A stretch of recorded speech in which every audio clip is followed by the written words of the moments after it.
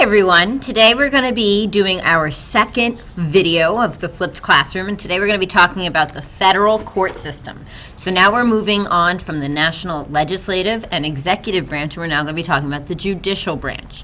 As we've learned, the legislative branch makes the laws, the executive branch enforces the laws, and the judicial branch, as we're going to find out, is mainly is interpreting those laws and trying to understand what those laws are about. For this PowerPoint, what I'd like everyone to do is I'd like everyone to turn to this page in their packet, okay?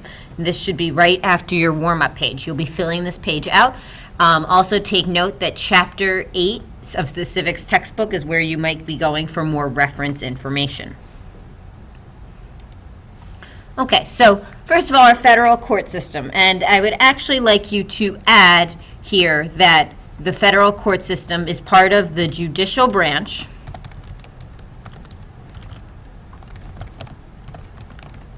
and that their main job is to interpret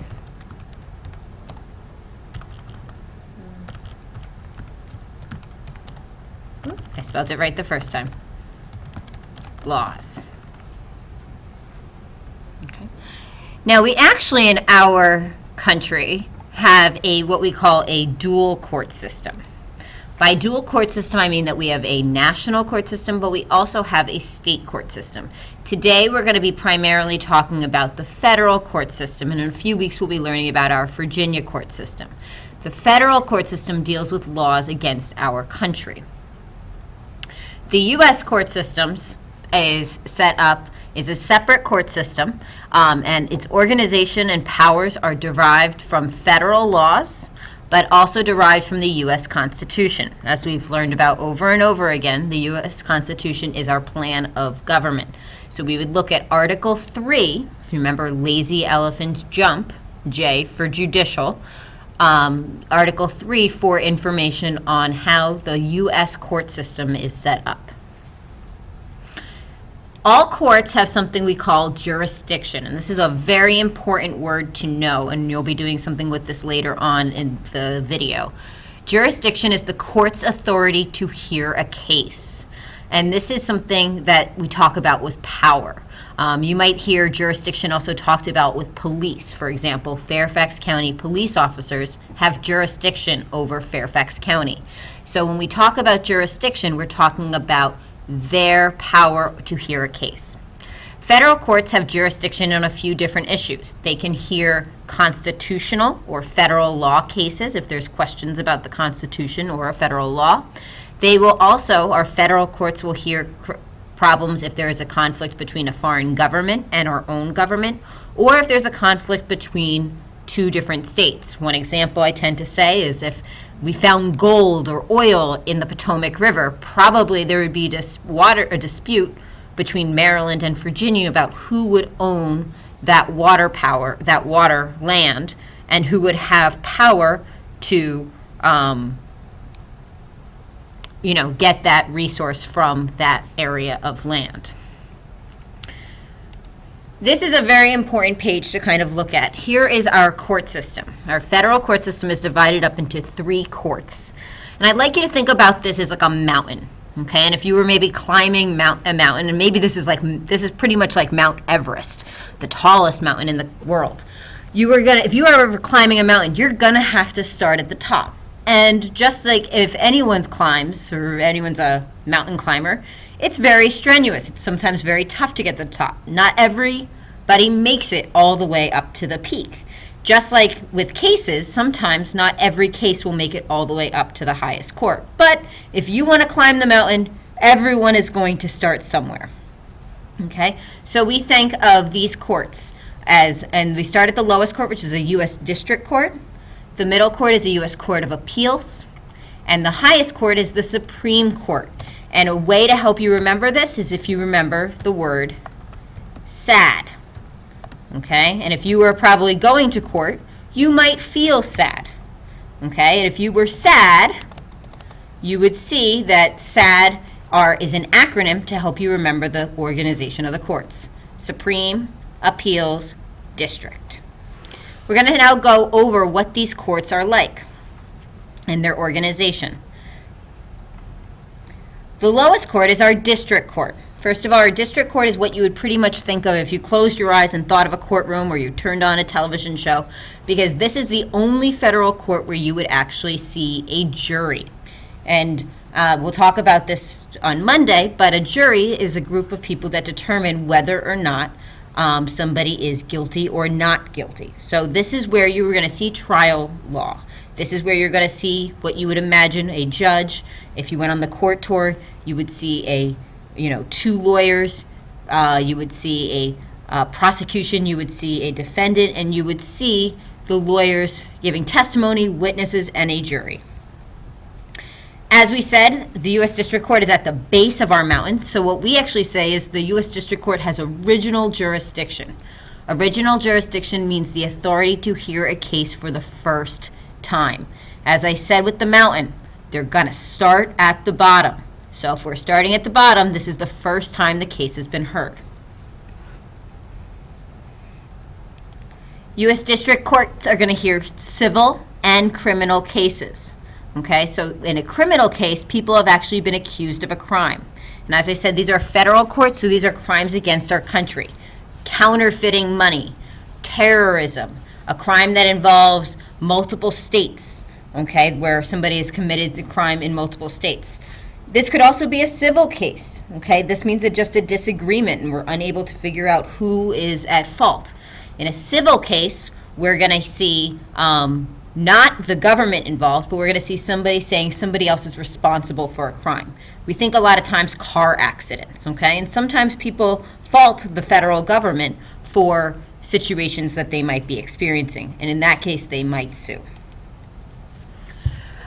This middle court, if a court goes to that, a case goes to that, it's going to be the U.S. Court of Appeals. We call this appellate jurisdiction. This court has appellate jurisdiction. No case will ever go to the U.S. Court of Appeals for the first time. This court only hears cases from a lower court. And in order to hear a case, the person that is found guilty would have to appeal the verdict. That's why it's called appellate jurisdiction, from the lower court. And I'll get to why somebody would do that. And so if they're appealing, notice there is no jury, and there would be 3 or more judges in all U.S. Court of Appeals. Now, why would somebody appeal? They're going to appeal to review a decision from a U.S. District Court. And they're not going to appeal saying, I just didn't do it and the court made the wrong decision. They're going to appeal on grounds saying, I did not receive a fair trial, okay, or my rights were not protected. We're going to look at a case a little bit later on today this week about this man, Clarence Earl Gideon, who was denied a lawyer. So when he appealed his case, he said, my rights were not protected. I had the right to a lawyer, and I was denied that right. That is why somebody might want to appeal a case. Maybe they weren't able to testify or ask questions. Maybe they were forced to testify against themselves. Maybe they were denied any rights that refer to due process, and that would be grounds for an appeal. If the U.S. Court of Appeals here's a case, they have a few decisions. They can either decide to uphold a verdict, they can reverse the decision and just change what the lower court had said, or they can actually send it back for a new trial. And again, some of you may think, is that double jeopardy? It is not double jeopardy because they were found guilty. And so they are asking the court to review the case. And so that's why the case can be heard again. The highest court, which is probably the U.S. court that you are most familiar with, is what we call the U.S. Supreme Court. As it says, this is the highest court of the country and stands above all the other courts, even all the other state courts, and we'll talk about those in a few weeks. And its main job is to determine whether laws are constitutional. And this is a huge concept. In fact, we normally say, before, we said that the main job is to interpret laws. However, the Supreme Court even has a bigger job. Is this allowed by our plan of government? I'd like you to take a moment and I'd like you to think about, what does constitutional mean?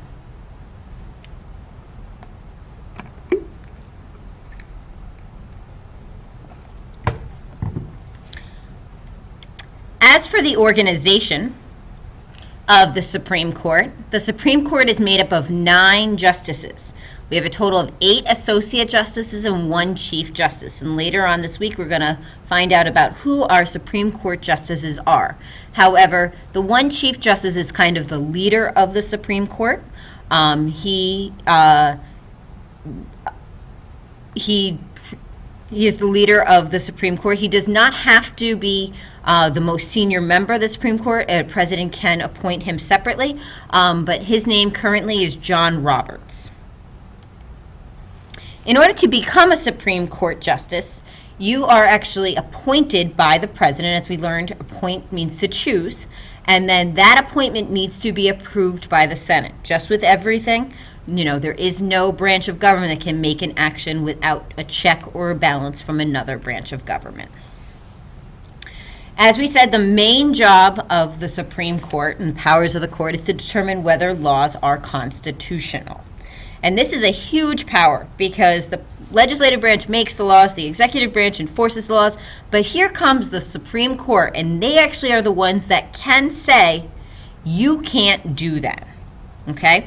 And if the court finds a law unconstitutional, the only action they can do is to nullify or cancel the law. Now, this is going to be an odd comparison, but I tend to think of the Supreme Court's power as bad food in the fridge. So let's say you went home today and you wanted a snack and you opened up your fruit drawer and there was a rotten peach, okay? You wouldn't say, I'm going to change that. I'm going to maybe cook it. I'm maybe going to just cut off the rotten part and eat it. You would say, ew, this is gross and disgusting. I'm throwing it out. So that's what the Supreme Court does. If the Supreme Court finds a law that they find is entirely unconstitutional, something the federal government or a president or a legislative branch or a state government cannot do, they're going to throw that law out. That is the only action they can take. This idea of determining laws, whether they're constitutional or not, is what we now call judicial review. And I would definitely star this page. Judicial review is the power to say that any state, local, or federal law goes against the Constitution. This is an extreme power that really displays the Supreme Court's strength in the government. Originally, the Supreme Court was thought to really that wasn't going to be used very much because they said, why would the federal government ever make a bad law or the president ever do a wrong action? However, history has shown that we have used judicial review many times, and we're going to learn about certain instances of where we've seen this happen. However, the first time that this has ever happened is in the case of Marbury versus Madison, and we will talk about the case of Marbury versus Madison on Tuesday. So right now, as long as you have your notes done, that is what I'm looking for. I would like you to spend a little bit more time with jurisdiction. So if you could, at this time, after finishing your notes, I'd like you to look at the jurisdiction and original appellate jurisdiction. I'd like you to go back from your notes and find the definition of what jurisdiction is, also the definition of original jurisdiction, and the definition of appellate jurisdiction. Also, I'd like you to try to do these comprehension activities. Maybe draw up a picture that's something that might help you remember original jurisdiction, or finish the sentence. And same thing with appellate and original appellate jurisdiction, the picture and the statement. I want to thank you for watching, and again, please feel free to watch this over again or pause it to make sure that you understand the organization of our federal court system. Thank you.